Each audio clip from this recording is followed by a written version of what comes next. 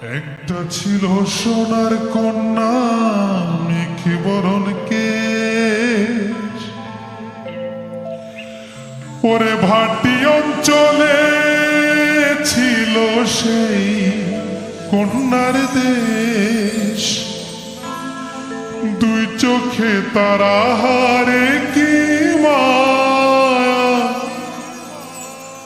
নদীর জলে পড়ল কন্যার ছায়া।